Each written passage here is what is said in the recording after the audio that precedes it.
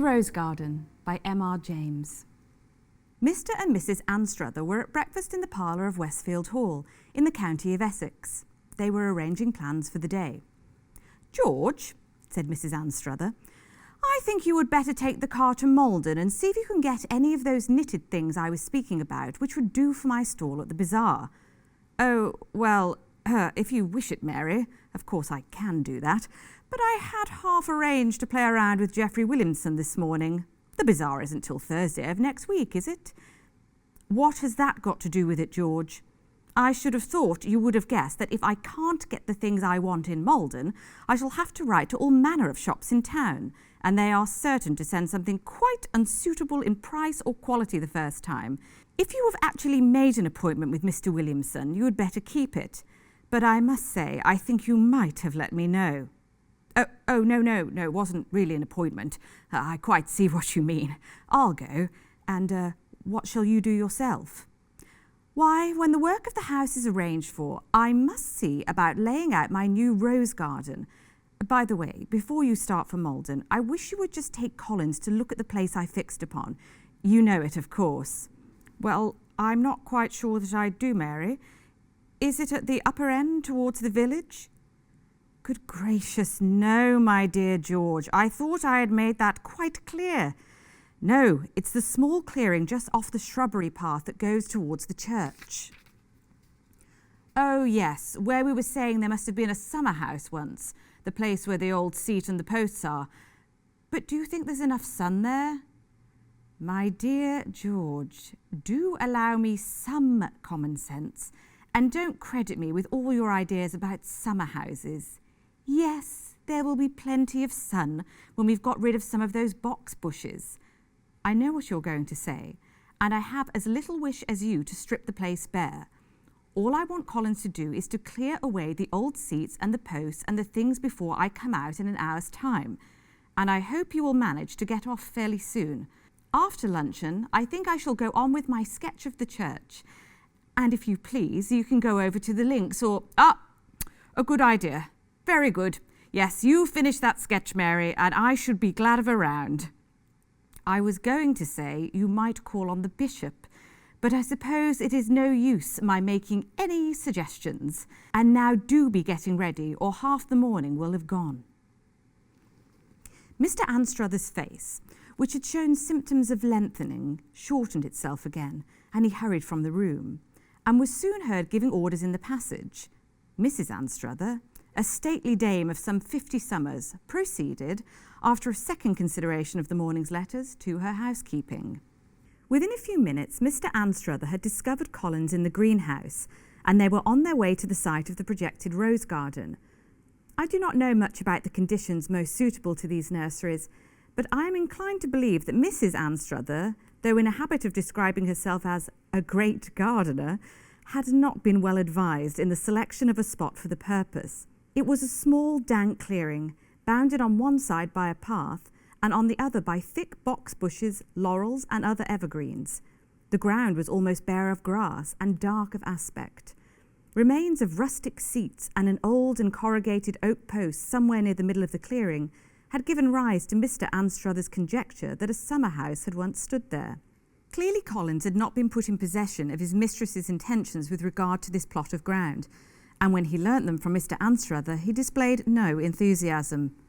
"Of course, I could clear them seats away soon enough," he said. "There aren't no ornament to the place, Mr. Anstruther, and rotten too. Look here, sir," and he broke off a large piece.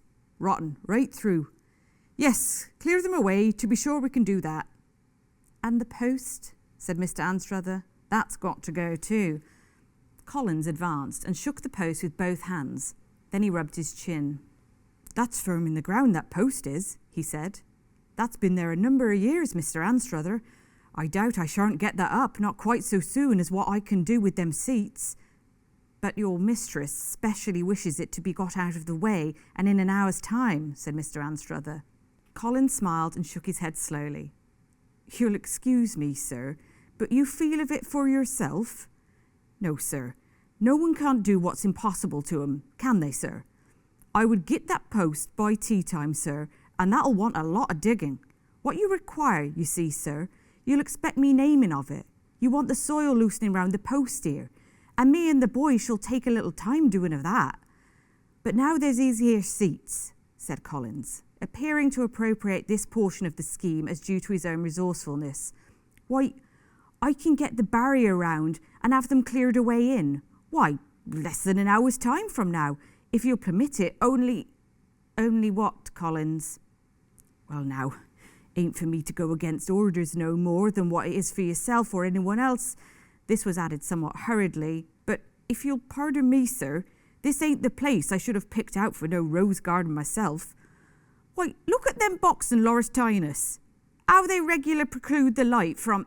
Ah, yes, but we've got to get rid of some of them, of course. Oh, indeed, get rid of them. Yes, to be sure, but I beg your pardon, Mr. Anstruther. I'm sorry, Collins, but I really must be getting on now. I hear the car at the door. Your mistress will explain exactly what she wishes. I'll tell her then that you can see your way to clearing away the seats at once and the post this afternoon. Good morning. Collins was left rubbing his chin. Mrs. Anstruther received the report with some discontent, but did not insist upon any change of plan. By 4 o'clock that afternoon, she had dismissed her husband to his golf, had dealt faithfully with Collins and with other duties of the day, and, having sent a camp stool and umbrella to the proper spot, had just settled down to her sketch of the church as seen from the shrubbery, when a maid came hurrying down the path to report that Miss Wilkins had called. Miss Wilkins was one of the few remaining members of the family from whom the Anstruthers had bought the Westfield estate some few years earlier. She had been staying in the neighbourhood, and this was probably a farewell visit. Perhaps you could ask Miss Wilkins to join me here, said Mrs. Anstruther, and soon Miss Wilkins, a person of mature years, approached. Yes, I'm leaving the Ashes tomorrow, and I shall be able to tell my brother how tremendously you have improved the place. Of course, he can't help regretting the old house just a little, as I do myself, but the garden is really delightful now. I'm so glad you can say so, but you mustn't think we've finished our improvements. Let me show you where I mean to put a rose garden. It's close by here. The details of the project were laid before Miss Wilkins at some length, but her thoughts were evidently elsewhere.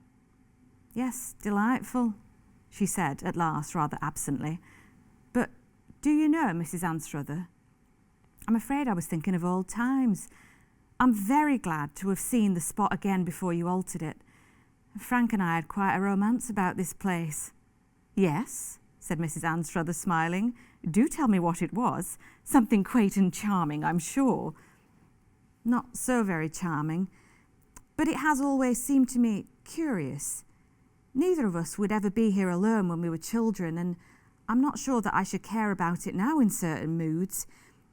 It is one of those things that can hardly be put into words, by me at least, and that sound rather foolish if they're not properly expressed. I can tell you after a fashion what it was that gave us, well, almost a horror of the place when we were alone. It was towards the evening of one very hot autumn day when Frank had disappeared mysteriously about the grounds, and I was looking for him to fetch him to tea. And going down the path I suddenly saw him, not hiding in the bushes as I rather expected, but sitting on the bench in the old summer house. There was a wooden summer house here, you know, up in the corner, asleep, but with such a dreadful look on his face that I really thought he must be ill, or even dead. I rushed at him and shook him and told him to wake up, and wake up he did, with a scream. I assure you the poor boy seemed almost beside himself with fright. He hurried me away to the house and was in a terrible state all that night, hardly sleeping. Someone had to sit up with him as far as I remember. He was better very soon, but for days I couldn't get him to say why he had been in such a condition. It came out at last that he'd been really asleep and had a very odd, disjointed sort of dream. He never saw much of what was around him, but he felt the scenes most vividly. First, he made out that he was standing in a large room with a number of people in it, and that someone was opposite him who was very powerful, and he was being asked questions which he felt to be very important, and whenever he answered them, someone, either the person opposite him or someone else in the room, seemed to be, as he said, making something up against him. All the voices sounded to him very distant, but he remembered bits of things that were said. Where were you on the 19th of October? And is this your handwriting? And so on. I can see now, of course, that he was dreaming of some trial, but we were never allowed to see the papers, and it was odd that a boy of 8 should have such a vivid idea of what went on in a court. All the time he felt, he said, the most intense anxiety and oppression and hopelessness, though I don't suppose he used such words as that to me. Then, after that, there was an interval in which he remembered being dreadfully restless and miserable. And then there came another sort of picture, when he was aware that he had come out of doors on a dark, raw morning with a little snow about.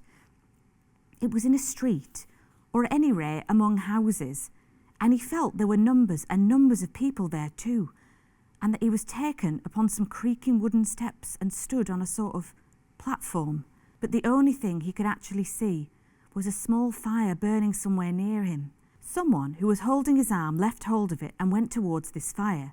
And then he said the fright he was in was worse than any other part of the dream, and if I had not wakened him up, he didn't know what would have become of him. A curious dream for a child to have, wasn't it? Well, so much for that. It must have been later in the year that Frank and I were here, and I was sitting in the arbour just about sunset. I noticed the sun was going down and told Frank to run in and see if tea was ready while I finished a chapter in the book I was reading. Frank was away longer than I expected, and the light was going so fast I had to bend over my book to make it out. All at once, I became conscious that someone was whispering to me inside the arbour. The only words I could distinguish, or thought I could, was something like, "Pull, pull. I'll push, you pull." I started up in something of a fright. The voice, it was little more than a whisper, sounded so hoarse and angry, and yet as if it came from a long, long way off, just as it had done in Frank's dream. But though I was startled, I had enough courage to look around and try and make out where the sound came from. And this sounds very foolish, I know, but still it is the fact. I made sure that it was strongest when I put my ear to an old post which was at the end of the seat. I was so certain of this that I remember making some marks on the post, as deep as I could with the scissors out of my work basket. I don't know why. I wonder, by the way, whether that isn't the very post itself. Well, yes, it might be. There are marks and scratches on it, but one can't be sure. Anyhow, it was just like that post you have there. My father got to know that both of us had had a fright in the arbour, and he went down there himself one evening after dinner, and the arbour was pulled down at very short notice. I recollect hearing my father talking about it to an old man who used to do odd jobs in the place, and the old man saying, "Don't you fear for that, sir. He's fast enough in there without no one. Don't take and let him out." But when I asked who it was, I could get no satisfactory answer. Possibly my father or mother might have told me more about it when I grew up, but as you know, they both died when we were still quite children. I must say, it's always seemed very odd to me, and I've often asked the older people in the village whether they knew about anything strange, but either they knew nothing or they wouldn't tell me. Dear, dear, how I've been boring you with my childish remembrances. But indeed, that arbour did absorb our thoughts quite remarkably for a time. You can fancy, can't you, the kind of stories that were made up for ourselves. Well, dear Mrs. Anstruther, I must be leaving you now. We shall meet in town this winter, I hope, shan't we?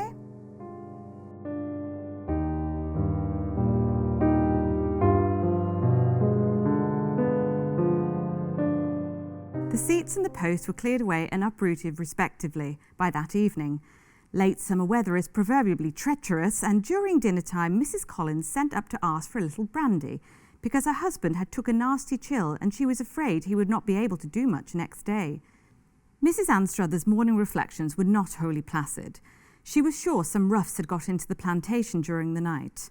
"And another thing, George, the moment that Collins is about again, you must tell him to do something about the owls.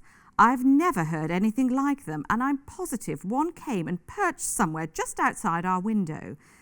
If it had come in, I should have been out of my wits. It must have been a very large bird from its voice. Didn't you hear it? No, of course not. You were sound asleep, as usual. Still, I must say, George, You don't look as if your night had done you much good." "My dear, I feel as if another of the same would turn me silly. You have no idea of the dreams I had. I couldn't speak of them when I woke up, and if this room wasn't so bright and sunny, I shouldn't care to think of them even now." "Well, really, George, that isn't very common with you, I must say. You must have... No, you only had what I had yesterday. Unless you had tea at that wretched clubhouse, did you?" No, nothing but a cup of tea and some bread and butter. I should really like to know how I came to put my dream together, as I suppose one does put one's dreams together from a lot of little things one has been seeing or reading. Look here, Mary, it was like this, if I shan't be boring you. I wish to hear what it was, George. I will tell you when I've had enough. All right. I must tell you that it wasn't like other nightmares in one way, because I didn't really see anyone who spoke or touched me, and yet I was most fearfully impressed with the reality of it all. First, I was moving about in an old-fashioned sort of panelled room. I remember there was a fireplace and a lot of burnt papers in it, and I was in a great state of anxiety about something. There was someone else, a servant, I suppose, because I remember saying to him, "Horses, as quick as you can," and then waiting a bit, and next I heard several people coming upstairs, and a noise like spurs on a boarded floor, and then the door opened, and whatever it was that I was expecting happened. Yes, but what was that? You see, I couldn't tell. It was the sort of shock that upsets you in a dream. You either wake up or else everything goes black. That was what happened to me. Then I was in a big dark-walled room, panelled, I think, like the other, and a number of people, and I was evidently... "Standing your trial, I suppose, George?" "Goodness! Yes, Mary, I was, but did you dream that too? How very odd." No, I didn't get enough sleep for that. Go on, George, and I will tell you afterwards." "Yes, well, I was being tried for my life. I've no doubt from the state I was in. I had no one speaking for me, and somewhere there was a most fearful fellow, on the bench, I should have said, only that he seemed to be pitching into me most unfairly and twisting everything I said and asking most abominable questions." "What about?"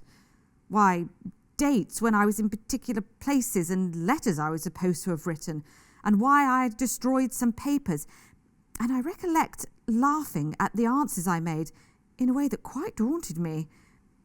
It doesn't sound much, but I can tell you, Mary, it was really appalling at the time.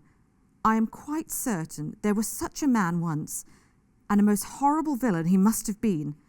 The things he said—" "Thank you, I have no wish to hear of them.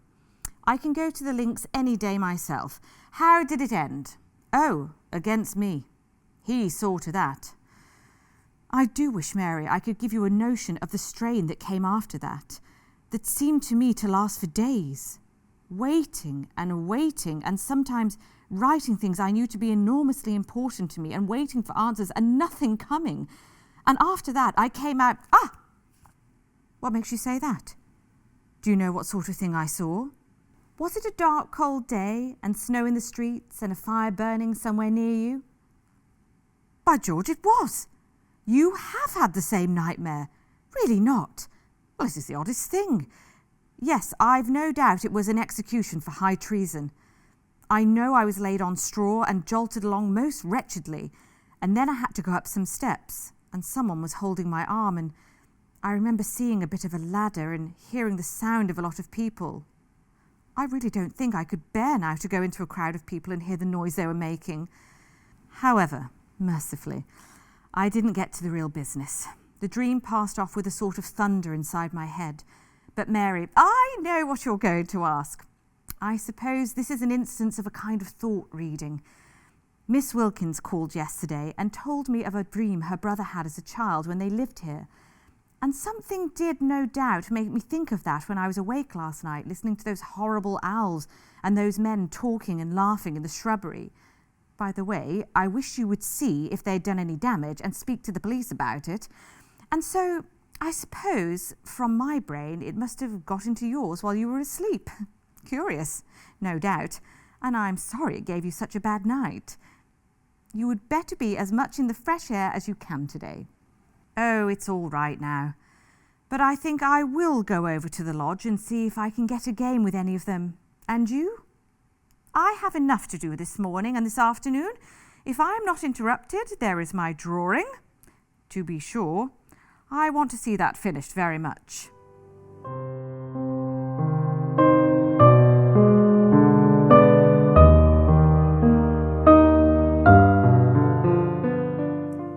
No damage was discoverable in the shrubbery. Mr. Anstruther surveyed with faint interest the site of the rose garden, where the uprooted post still lay, and the hole it had occupied remained unfilled. Collins, upon inquiry made, proved to be better, but quite unable to come to his work. He expressed, by the mouth of his wife, a hope that he hadn't done nothing wrong clearing them things away. Mrs. Collins added that there was a lot of people talking in Westfield, and the old ones were the worst. Seemed to think everything of them, having been in the parish longer than what other people had. But as to what they said, no more could then be ascertained than it had quite upset Collins, and was a lot of nonsense. Recruited by lunch and a brief period of slumber, Mrs. Anstruther settled herself comfortably upon her sketching chair in the path leading through the shrubbery to the side gate of the churchyard. Trees and buildings were among her favourite subjects, and here she had good studies of both. She worked hard, and the drawing was becoming a really pleasant thing to look upon by the time that the wooded hills to the west had shut off the sun. Still, she would have persevered, but the light changed rapidly, and it became obvious that the last touches must be added on the morrow. She rose and turned towards the house, pausing for a time to take delight in the limpid green western sky. Then she passed on between the dark box bushes and, at a point just before the path debouched on the lawn, she stopped once again and considered the quiet evening landscape and made a mental note that that must be the tower of one of the Ruthing churches that one caught on the skyline. Then a bird, perhaps, rustled in the box bush on her left, and she turned and started at seeing what at first she took to be a 5th of November mask peeping out amongst the branches. She looked closer. It was not a mask. It was a face. Large, smooth, and pink. She remembers the minute drops of perspiration which were starting from its forehead. She remembers how the jaws were clean-shaven and the eyes shut. She remembers also, and with an accuracy which makes the thought intolerable to her, how the mouth was open and a single tooth appeared below the upper lip. As she looked, the face receded into the darkness of the bush. The shelter of the house was gained and the door shut before she collapsed. Mr. and Mrs. Anstruther had been for a week or more recruiting at Brighton before they received a circular from the Essex Archaeological Society and a query as to whether they possessed certain historical portraits which it was desired to be included in the forthcoming work on Essex portraits, to be published under the Society's auspices. There was an accompanying letter from the Secretary which contained the following passage. We are especially anxious to know whether you possess the original of the engraving of which I enclose a photograph. It represents the Lord Chief Justice under Charles II, who, as you doubtless know, retired after his disgrace to Westfield and is supposed to have died there of remorse. It may interest you to hear that a curious entry has recently been found in the registers, not of Westfield, but of Prior's Ruthing, to the effect that the parish was so much troubled after his death that the rector of Westfield summoned the parsons of all the Ruthings to come and lay him, which they did. The entry ends by saying, "The stake is in a field adjoining to the churchyard of Westfield on the west side." Perhaps you can let us know if any tradition to this effect is current in your parish. The incidents, which the enclosed photograph recalled, were productive of a severe shock to Mrs. Anstruther. It was decided that she must spend the winter abroad. Mr. Anstruther, when he went down to Westfield to make the necessary arrangements, not unnaturally told his story to the rector, an old gentleman who showed little surprise. Really, I had managed to piece out for myself very much what must have happened, partly from old people's talk, and partly from what I saw on your grounds. Of course, we have suffered to some extent also. Yes, it was bad at first, like owls, as you say, and men talking sometimes. One night it was in this garden, and at other times about several of the cottages. But lately there has been very little. I think it will die out. There is nothing in our registers except the entry of the burial, and what I for a long time took to be the family motto. But last time I looked at it, I noticed it was added in a later hand and had the initials of one of our rectors, quite late in the 17th century, A.C., Augustine Crompton. Here it is, you see? Quieta non movere. I suppose, well, it is rather hard to say exactly what I do suppose.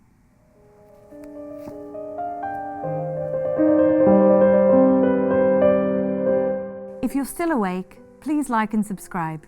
Good night.